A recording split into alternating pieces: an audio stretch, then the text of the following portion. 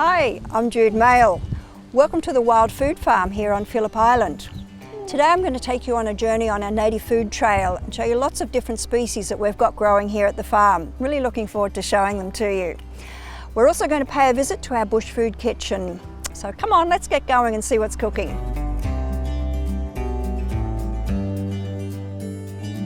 This was originally a cattle property. Then with the help of land care, it was replanted with a whole lot of native edibles. That would have been a little over 15 years ago. So from a lot of tiny seedlings, we've got great hedgerows now, some of them over 3 metres tall, which we can harvest from.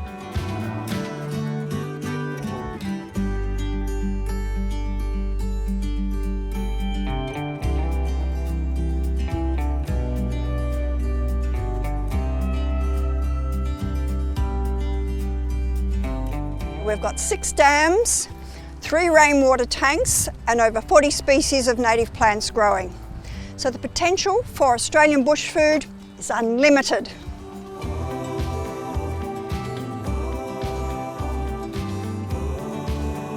We're focusing on 5 very popular species here today: lemon myrtle, old man saltbush, strawberry gum, river mint and wattle seed.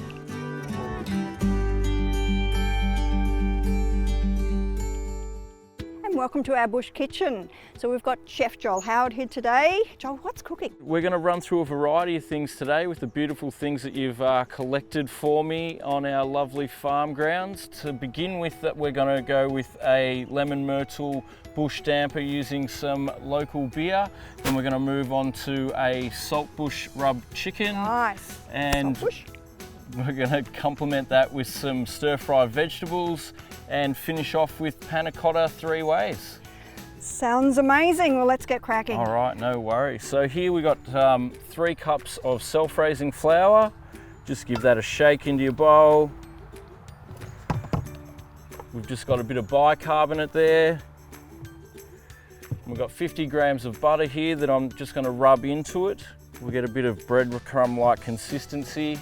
We use lemon myrtle so much in the cafe, don't we, Joel? Yes, we do, Jude. And look, I love to use lemon myrtle in baking and also sauces. It's brilliant. I know lemon myrtle can be so super punchy in flavour and aroma, and I think it's probably one of our best known herbs all round. So it's ready now, so the lemon myrtle will just go in. Just give that a little bit of toss round. And we're just going to add our local beer. So I've just got 1 can here, but I'm just going to add it and mix it slowly. Oh, doesn't it smell great? Yeah, it's beautiful. It's this Ocean Reach brewery, and it makes a perfect damper. So that's really come together now. So that moisture's gone through, and I'm just going to flip that out. And I'll just shape it, and I'll pass it over to you in a minute, Jude, and you can run it up to the oven. I am, yes. Amazing. Beautiful, but we'll let that set for about 20 minutes just so that yeast can activate in that bread, and then it'll go into the oven at 200 degrees for about 15 minutes. Joel, just got it out of the oven. Doesn't it smell amazing? Beautiful. Woo. Look at that golden crust on the outside, Jude. Isn't that wonderful? Now be very careful because it's just out of the oven. Woo. Ooh, it's still nice and warm. Yeah, look, look at that. Oh, beautiful. Wow. Steam. This is one of your famous butters at the Wild Food Farm Cafe. So what's in it? Well, this is just a compound butter. It's some native thyme. It's just been whipped up with some Gippsland butter and just floats through beautifully. Gives it that herb flavour, a bit of punch. And with your famous chutney that's got bush tomato in and munchies and all sorts of goodies, hasn't it? Absolutely. That sweetness to complement that bread and butter. Here's cheers, Joel. Cheers. This is one of the beauties of cooking outside. You get all the flavours, the aromas, you're outdoors. You can break bread, you can do anything. Oh, it's so good. Joel, saltbush, one of my favourite things. I absolutely love it. So I know you've got something planned with the saltbush, so what's happening? I do, Jude. So next we're just going to move on to a smoky saltbush rub that goes beautiful with chicken, which we're going to complement with some stir-fry veg and some warrigal greens in a few minutes.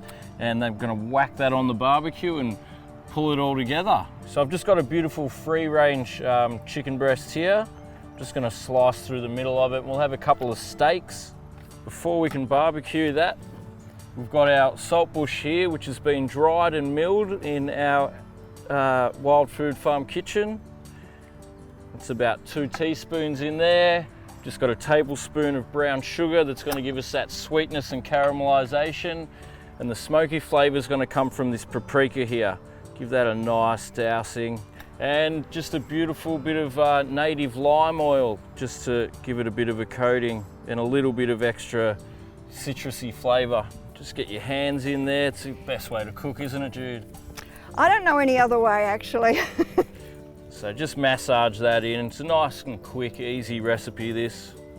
So there we go. So that's done. And I'm just going to set that aside and I'll move on to some chopping of some vegetables. I believe you've picked some beautiful warrigal greens for us. I have. They're great. I mean, now with so much emphasis on plant-based foods, we really want tasty vegetables happening as well. And I think the warrigal greens are a perfect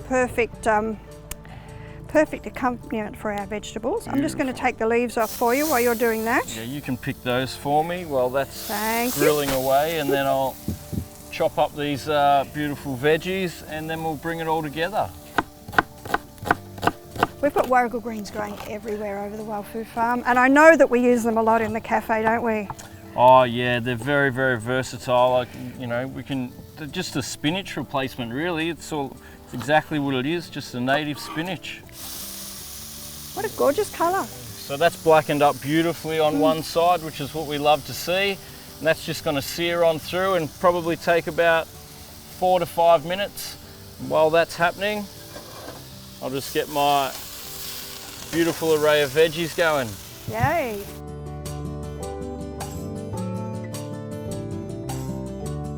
It's just a little bit of hoisin mixed in with some oyster sauce. Beautiful Asian flavour. So we'll just pull this chicken off now, Jude. Just let it rest for a minute as that smokiness again just comes through there and that colour. I'll just let that rest just while we... It's a gorgeous colour, so dramatic. Finish off these veggies here. Remember, not wanting to over wilt those beautiful warrigals that you picked. 100%, yeah. And look at that, that's come through. So what we're doing here is just, you know, showing you how to introduce these beautiful native flavours into contemporary food and how easy it is. Fresh ingredients, an amazing mixture of just some simple herbs and spices, and let them all be the hero in their own right rather than trying to put too much into it. And present that on top and there you go. Hey presto. Beautiful. Dessert time. I know you're doing panna cotta today, aren't you? I love panna cotta. And we've got it 3 ways here. So I've bought you some river mint that is looking just a little bit tired in the heat, but the flavour and aroma is still there, so it looks fantastic.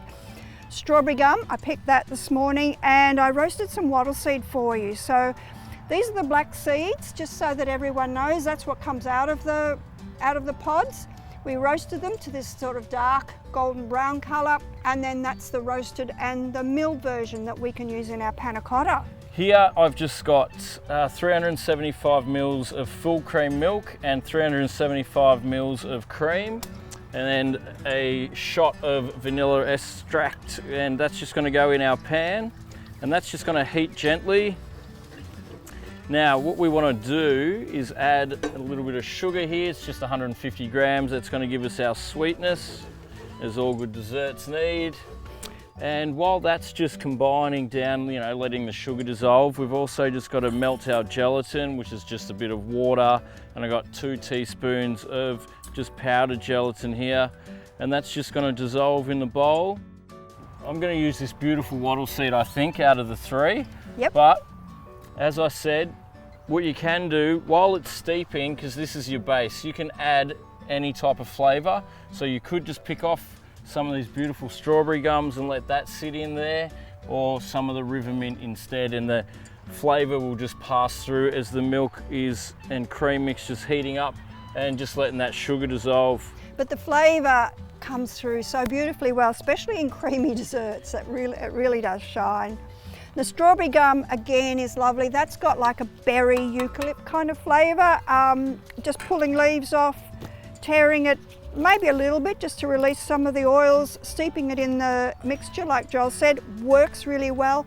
And the other one is our river mint, and river mint is more like a minty, spearminty kind of flavour, quite strong. So any of those things, when you start using them, just use them gently and get those flavours come through. You don't need a lot. All right, so that gelatine's ready to go in now. And that's just obviously going to be our setting agent for the panna cottas.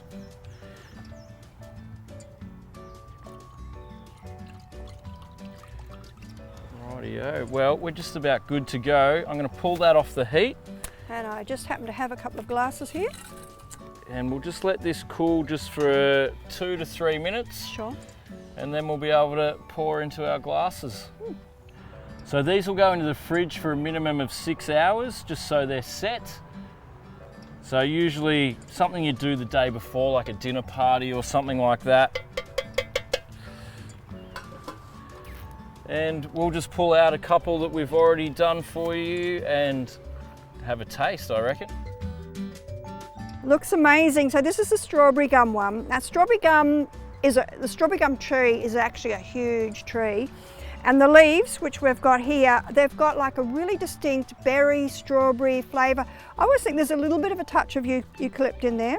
And then on the top, this is your Davidson plum. That's a special Davidson plum and mixed berry compote there, just to sit on top, just a bit of tartness from the Davidson plum and to cut on through there. This is really nice. Well, I think we've covered a lot of territory today. This is our bush barbecue setting, our bush kitchen. Really simple, easy food. I'm sure everyone will love to try the recipes. Please do, because quick and easy. What more can I say? It's been fantastic, and thanks for showing us how to do it all. No worries. Thanks for having me here today, Jude. I've enjoyed it, and everyone, thank you for tuning in here at the Wild Food Farm, and hopefully you've learnt something today about Australian native food and you can get out there and enjoy it yourself. Perfect. This is so good.